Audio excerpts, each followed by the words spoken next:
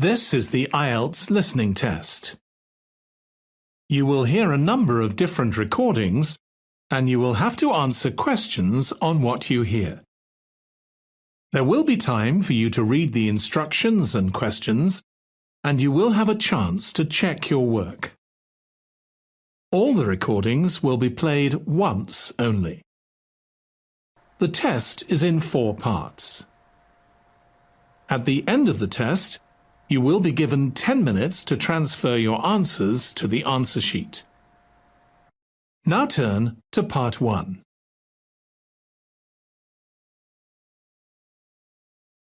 Part 1. You will hear a conversation between a client and a flight centre agent about making changes to an airline booking. First, you have some time to look at questions 1 to 5.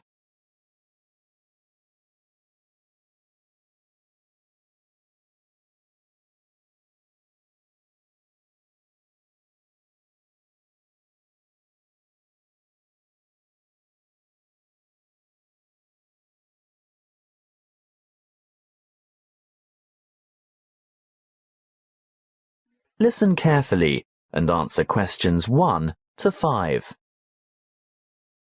Good morning, Mrs. Gray. This is Bert Stock speaking from Finnegan's Flight Centre. I can now confirm your flight to Singapore. Oh, good. No problems, I hope? No, everything is in order. So we got the dates we wanted? Yes, leaving from Hong Kong on the 25th of July and arriving in Singapore later the same day.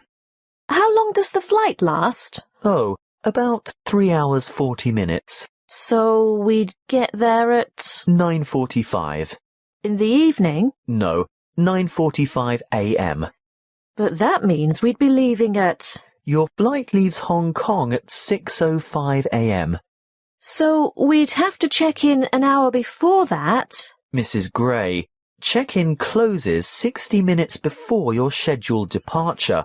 If you arrive after check-in has closed, you will not be able to board the flight, and you may forfeit your entire fare.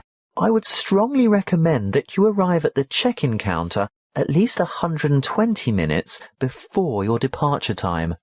So you're saying we should be at the airport no later than 4:05 a.m.? That's correct.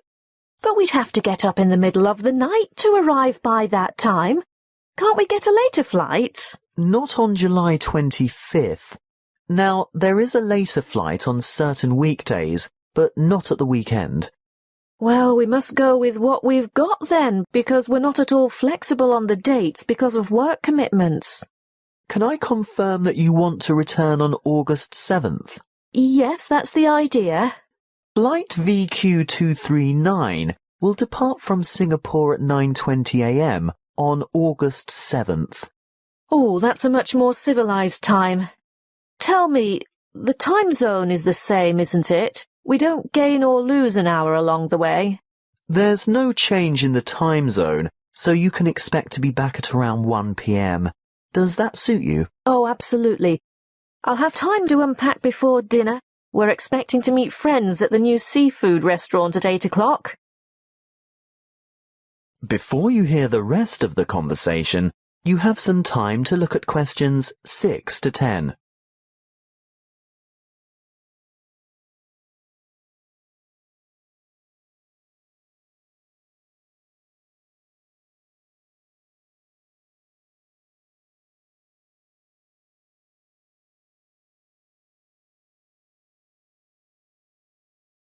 Now listen and answer questions 6 to 10.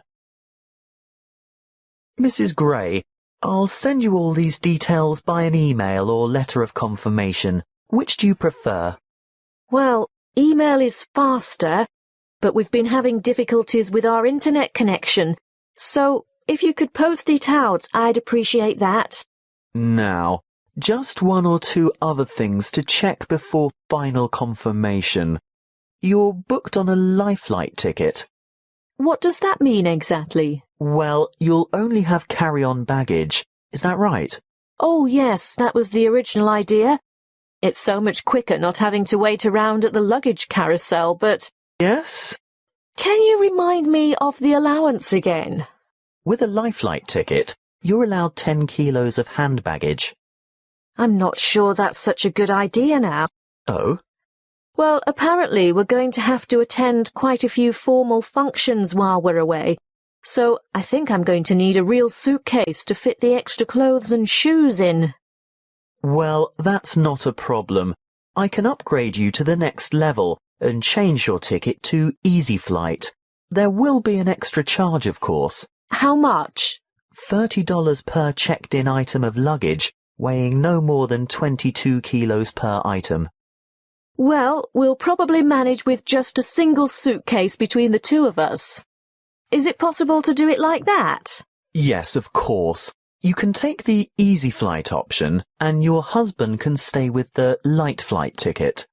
Great. I'll give you your reservation number now, so if you need to make any further changes or inquiries, you can just quote this reference, okay? Yes, I have a pen and paper. What is it? L4G BWF. L4G BUF? WF. Thanks, I've got it now. At this point, I can actually book your seat numbers. Do you have any preference? Window or aisle?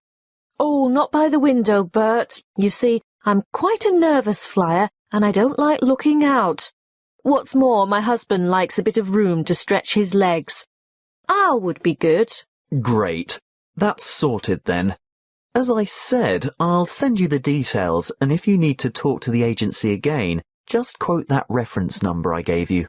Thanks so much. Bye.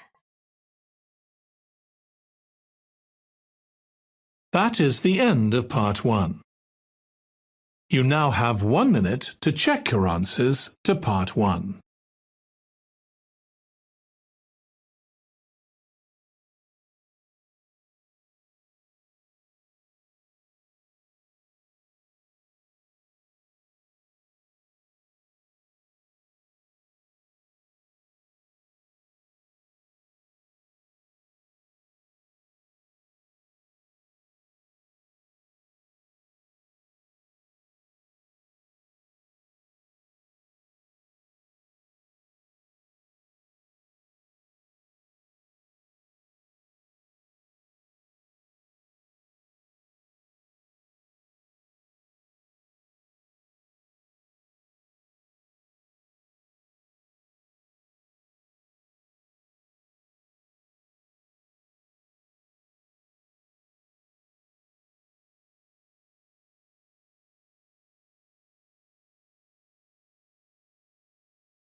Part 2. You will hear a crime prevention and fire safety officer talking to a group of new residents. First, you have some time to look at questions 11 to 15.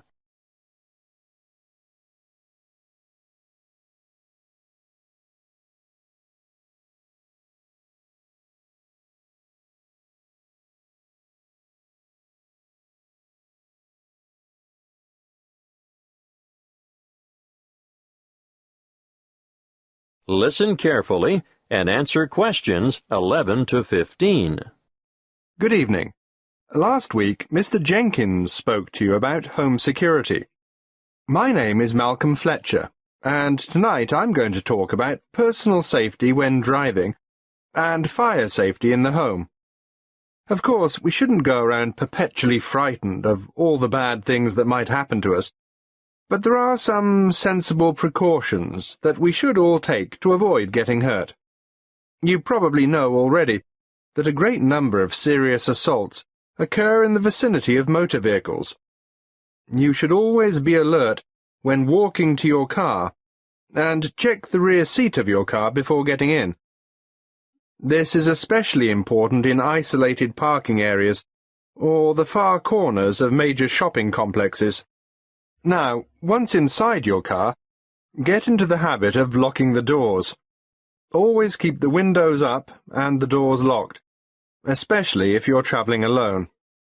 If at all possible, steer clear of isolated roads after dark. Even with all the high-tech communication devices we have today, many serious crimes are committed on lonely back roads. Make sure your vehicle is mechanically sound, and ensure you have adequate fuel in the tank at all times. If your vehicle does break down in a lonely spot, lift the bonnet and then lock yourself inside the car and call for help on your mobile phone. Never, under any circumstances, leave your vehicle and go with a stranger to seek help.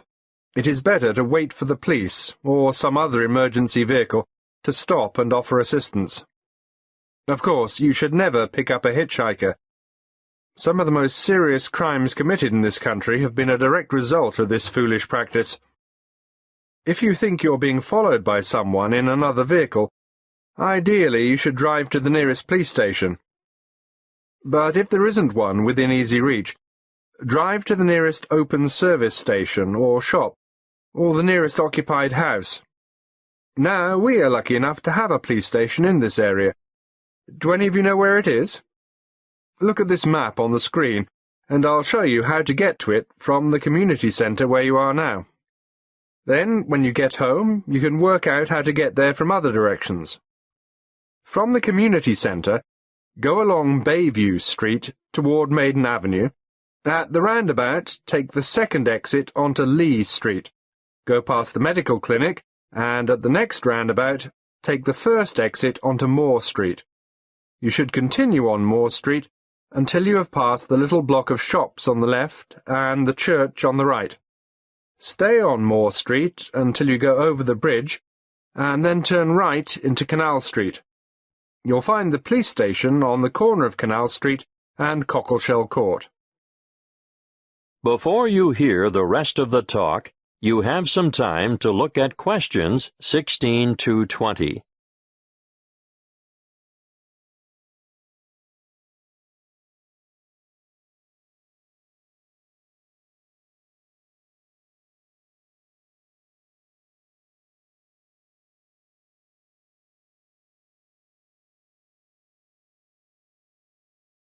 Now listen and answer questions 16 to 20. Now let's move on to fire safety. Before I talk to you about safety precautions and procedures, I'd like to mention some of the effects of smoke and heat on humans. There are 4 ingredients of fire, namely oxygen, fuel, heat, and chain reactions. Almost all materials burn, and most household goods burn very easily. The air we breathe contains about 21% oxygen. As fire burns, it consumes oxygen, thereby reducing the oxygen content of the air. When that is reduced to 15%, oxygen deficiencies in body tissue cause an impairment of muscle control and dexterity. At between 10 and 14%, judgment and reasoning are affected. Oxygen reduction to between 6 and 10% results in unconsciousness, and breathing stops. Sounds scary, doesn't it? But that's not all you have to worry about. Many materials in the home give off toxic gases as they burn. The main toxic gases are carbon monoxide, carbon dioxide, hydrogen sulfide, and nitrogen oxide.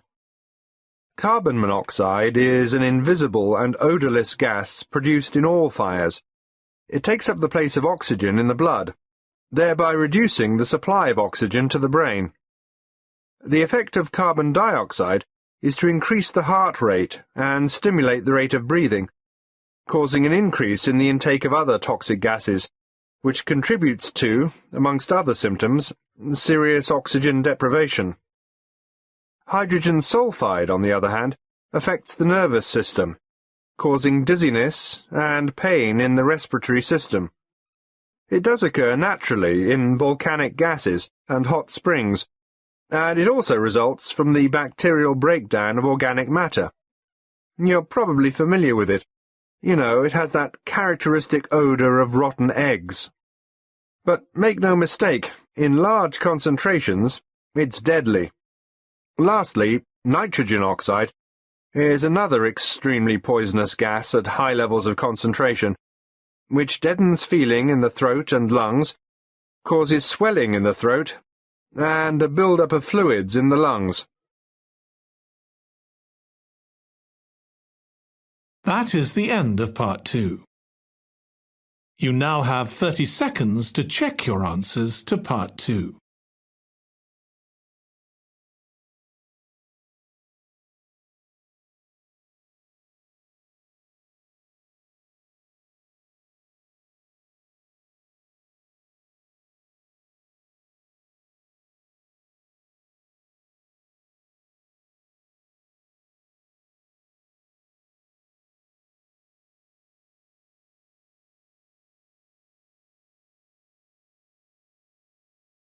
Part 3. You will hear a conversation between a tutor and two students in the Political Studies Department of a New Zealand tertiary institution. First, you have some time to look at questions 21 to 25.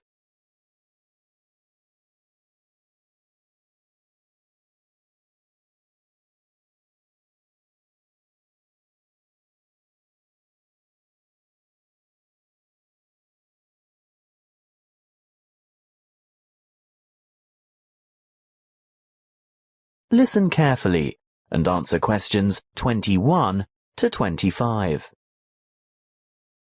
Good morning. Now, you've come to discuss how our Parliament works. Is that right? Yes, it's a bit different from some of the other democracies we've studied, and we're a bit confused. Well, what do you know? We know that the system of government in New Zealand is a constitutional monarchy, but we're not sure how the power is shared or who has ultimate authority. The government is formed from a democratically elected House of Representatives. Is that the same as Parliament? Yes, the House of Representatives is what is commonly called Parliament. And the government advises the sovereign, who is our head of state. The sovereign is the Queen of England, right? She lives in England and she is the Queen of England, but when we refer to her as our sovereign, we say she is Queen Elizabeth II of New Zealand. But how can she be our head of state if she doesn't live here? I know that she has a representative here. Oh yes, the Governor-General. That's right. Now, by convention, the sovereign is the source of all executive legal authority in New Zealand. So she's the boss. Well, you could say that. However, she or her representative almost always acts on the advice of the government, in all but the most exceptional circumstances, that is. So, where does the real power lie? Good question. Our system is based on the principle that power is distributed across three branches of government: the Parliament, the Executive, and the Judiciary. But Parliament makes the law, doesn't it? That's right. So what's the point of the other two? Well, you need a body to administer the law.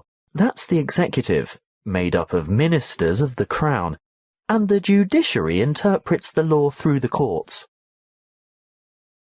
Before you hear the rest of the conversation, you have some time to look at questions 26 to 30.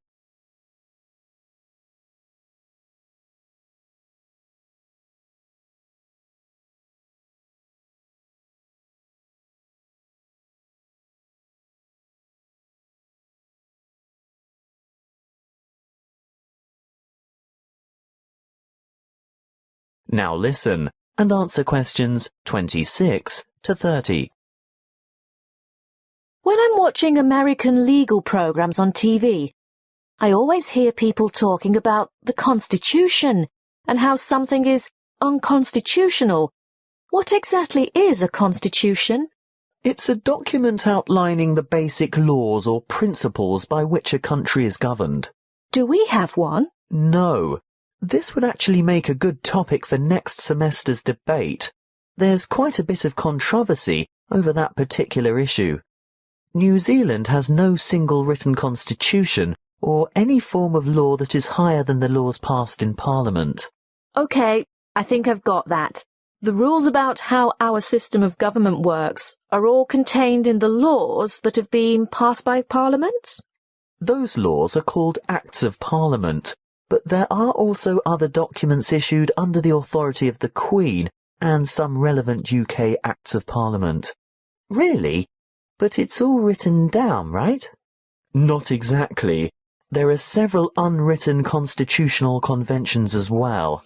I can see why this would make a good topic for debate. Altogether, though, our system is quite simple because our Parliament is unicameral. What does that mean? It means there is just one chamber, the House of Representatives, and there is no upper house. I see. By upper house you mean a second house, like a Senate? In the American model, yes, but the British have a House of Lords as their upper house, don't they? Yes, but the Lords don't have to be elected. But we have elections every 3 years to elect our people's representatives. Yes, and the electoral system is called proportional representation. A lot of democracies have quite different voting systems. Why is ours called MMP? That stands for Mixed Member Proportional Representation.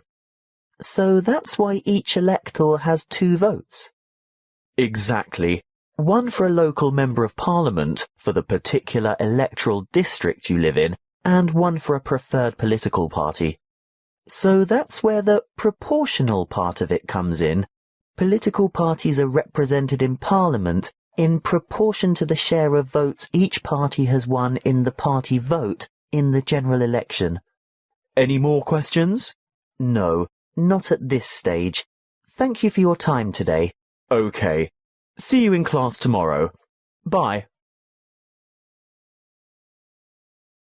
That is the end of Part 3. You now have 30 seconds to check your answers to Part 3.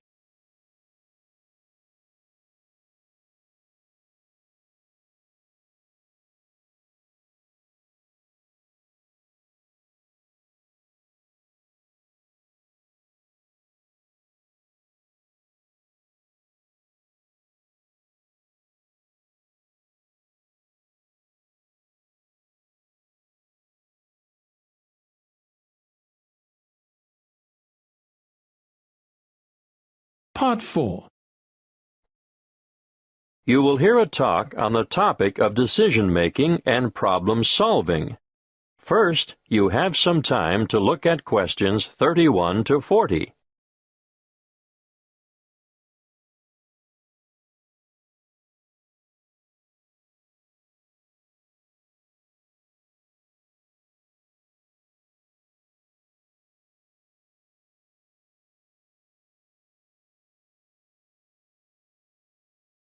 Listen carefully and answer questions 31 to 40.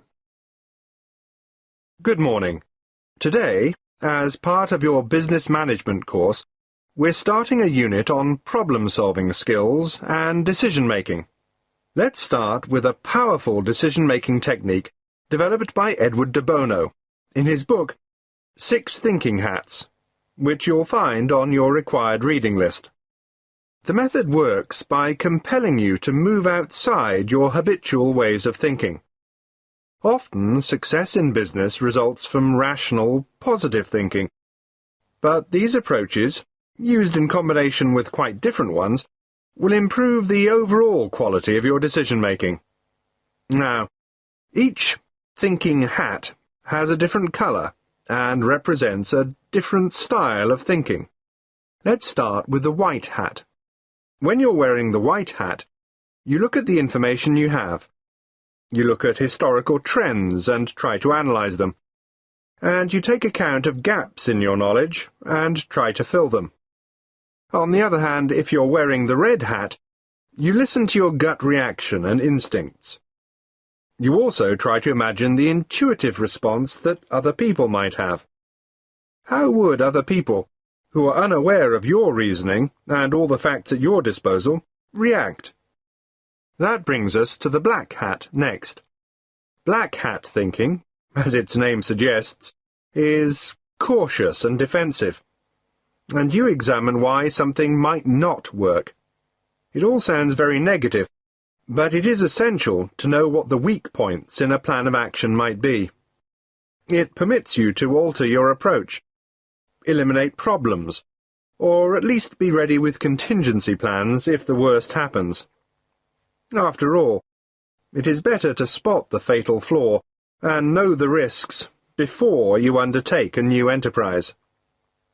The opposite viewpoint, of course, comes with the yellow hat. It helps you to continue when the outlook is gloomy or the problems seem insurmountable. Think positively, and you'll see all the advantages and values of the decision and all the opportunities it brings. Let's look at what the green hat has to offer now. It stands for freewheeling, imaginative, inspired, innovative thinking, where there is little or no criticism of ideas.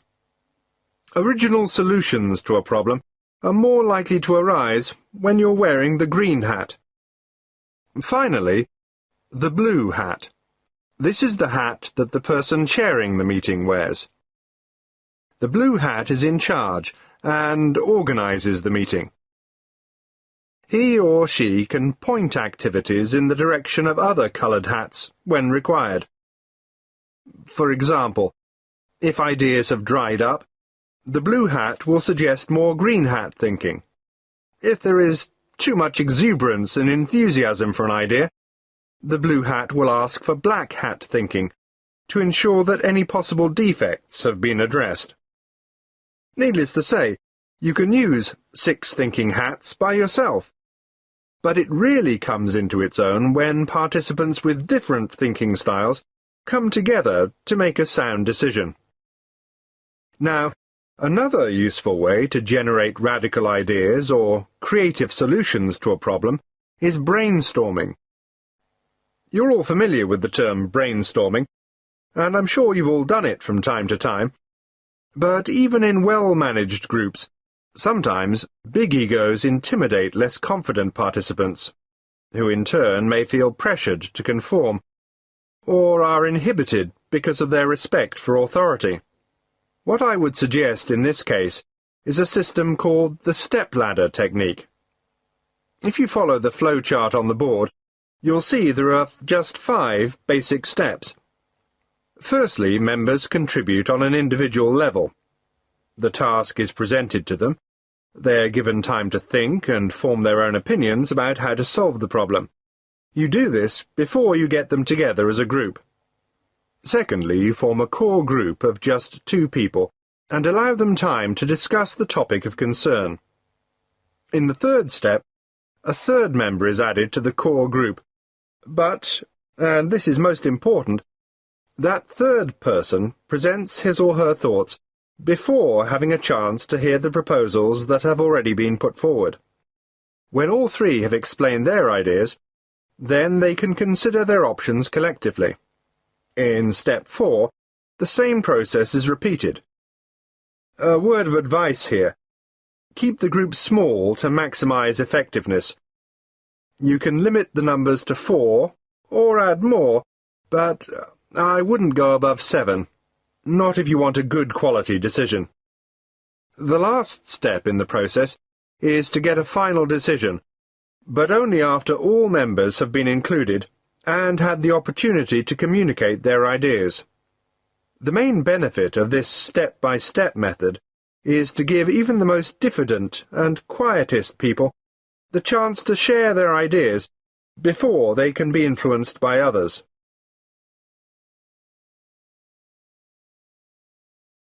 That is the end of Part 4.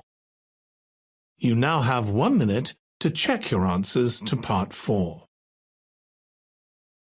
That is the end of the listening test. In the IELTS test, you would now have 10 minutes to transfer your answers to the answer sheet.